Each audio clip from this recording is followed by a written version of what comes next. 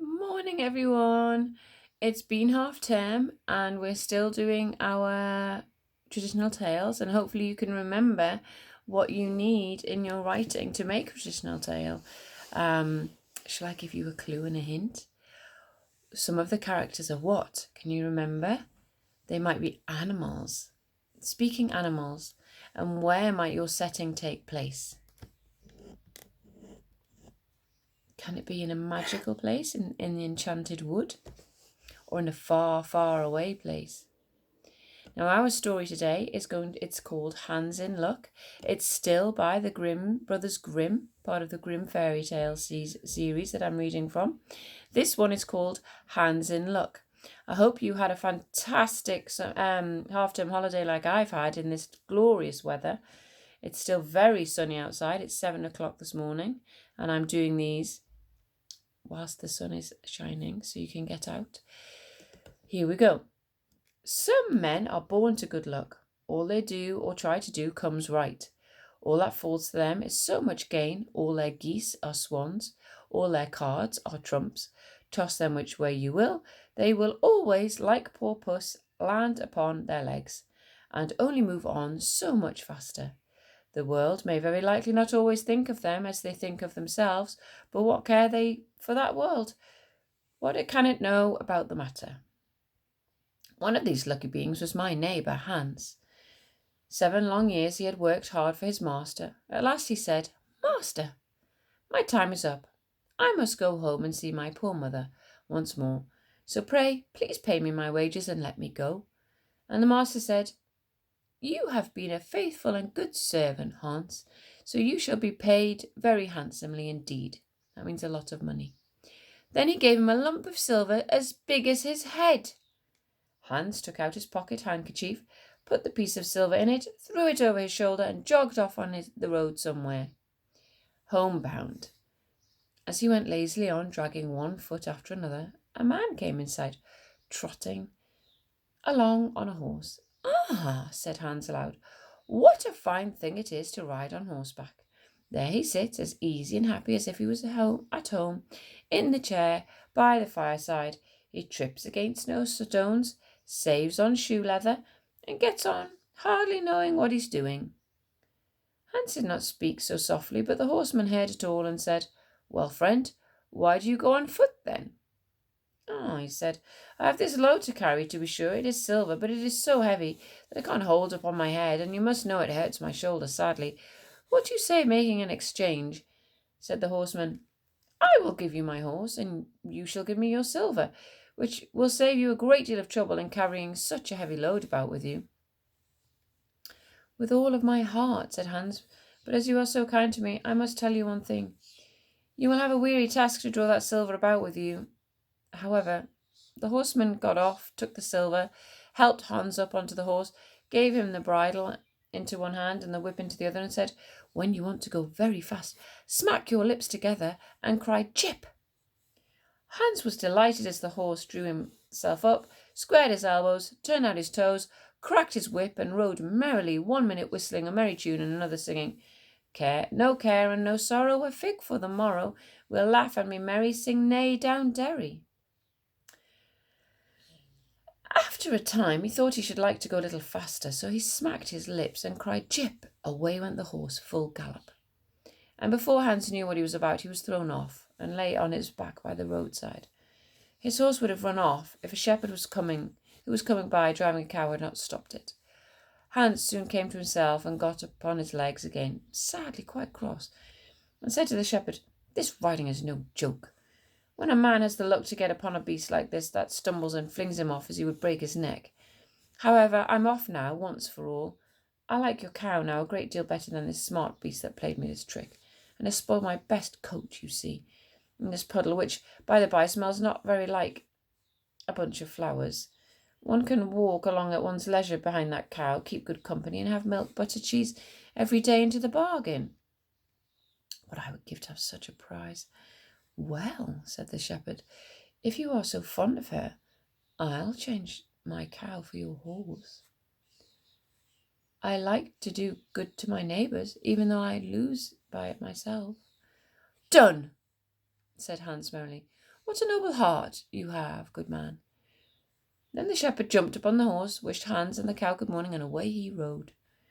Hans brushed his coat, wiped his face and hands, rested a while, and then drove off his cow quietly and thought his bargain a very lucky one. "Oh, if only I could have a piece of bread. And I certainly shall always be able to get that somewhere," he thought. "I can, whenever I like, eat my butter and cheese with it.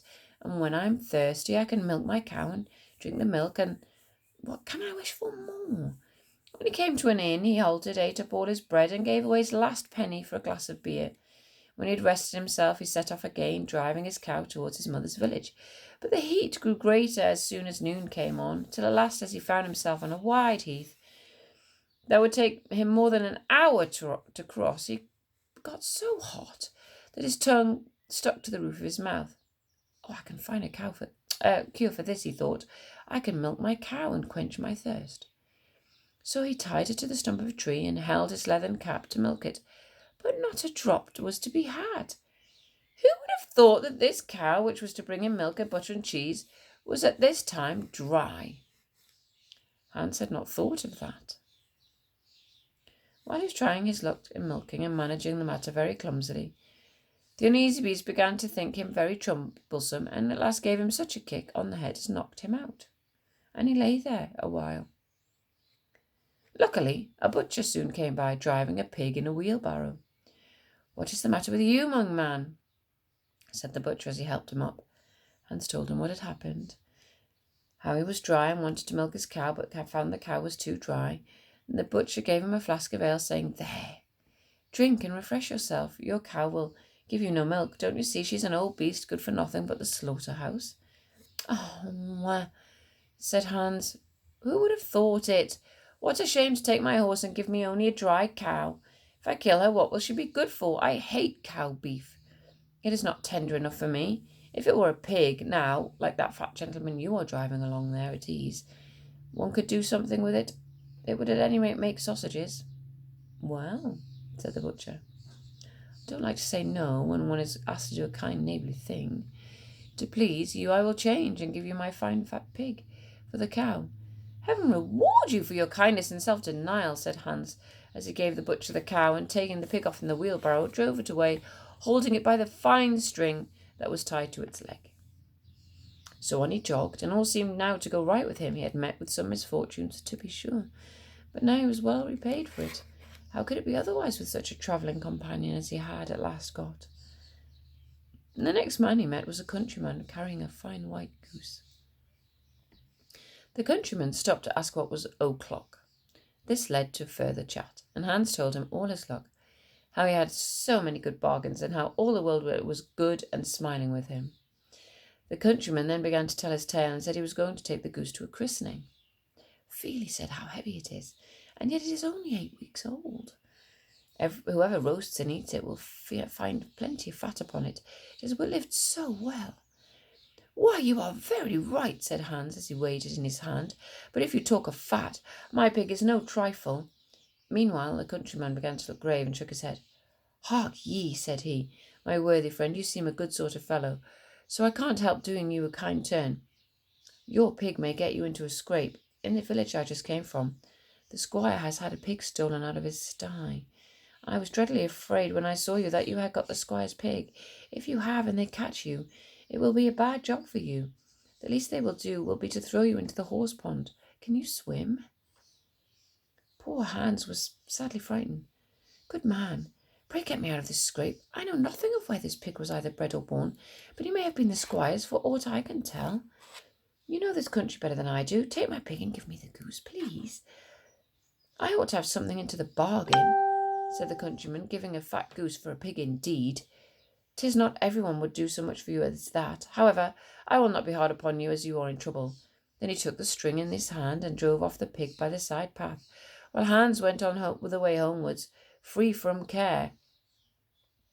"After all," thought he, "that chap is pretty well taken in. I don't care whose pig it is, but wherever it came from, it has been a very good friend to me. I have much better the best of the bargain. Firstly, there will be a capital roast, then the fat will find me in good grease for 6 months. And then there will be all the beautiful white feathers. I'll put them into my pillow, and then I am sure I will sleep sound without rocking. How happy my mother will be! Talk of a pig, indeed. Give me a fine fat goose. As he came to the next village, he saw a scissor grinder with the wheel working and singing. O'er a hill and o'er a dale, so happy I roam, work light and live well, all the world is my home. Then who so blithe, so merry as I? Hans stood looking on for a while, and at last said, You must be well off, Master Grinder. You seem so happy at your work. Yes, said the other. Mine is a golden trade. A good grinder never puts his hands into his pocket without finding money in it. But where did you get that beautiful goose?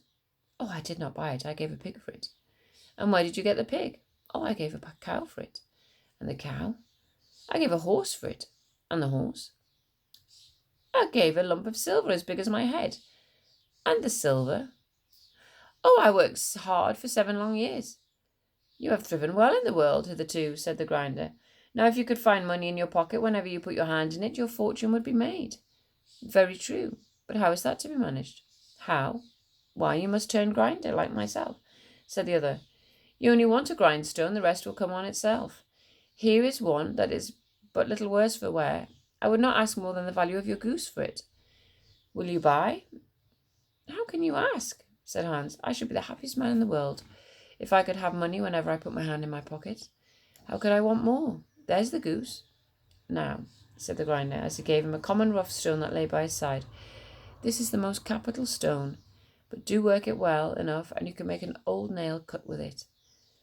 Hans took the stone and went his way with a light heart. His eyes sparkled for joy, and said to himself, Surely I must have been born in a lucky hour. Everything I could want or wish for comes of itself. People are so kind, they seem really to think I'd do them a favour in letting them make me rich and give me good bargains. Meantime, he began to be tired and hungry too, for he had given away his last penny in his joy at getting the cow. Excuse me. At last he got no farther, for the stone tired him sadly, and he dragged himself to the side of the river, that he might take a drink of water and rest a while. So he laid the stone carefully by his side on the bank. But as he stooped down to drink, he forgot it and pushed a little, and it rolled down plump into the stream. For a while he watched it sinking in the deep, clear water, then sprang up and danced for joy, and again fell upon his knees and thanked heaven, with tears in his eyes, for its kindness in taking away his only plague, the ugly, heavy stone. How happy I am, cried he. Nobody was ever as lucky as I. Then he got up with a light heart, free from all his troubles, and walked on till he reached his mother's house, and told her how very easy the road to good luck was. And that's the end of that story. Do you think he was lucky? If you go back right the way to the start of that story, he started off with a big lump of silver, the size of his head. And now he's got to his mum's house, and what does he have? Nothing. He's given it all away. So he's worked for 7 long years and he's got nothing. Not a thing. That's the end of your story for today. I will see you tomorrow. Are you going out to enjoy the sunshine? I hope so. I'll see you later on, hopefully for Spelling Shed. Bye-bye.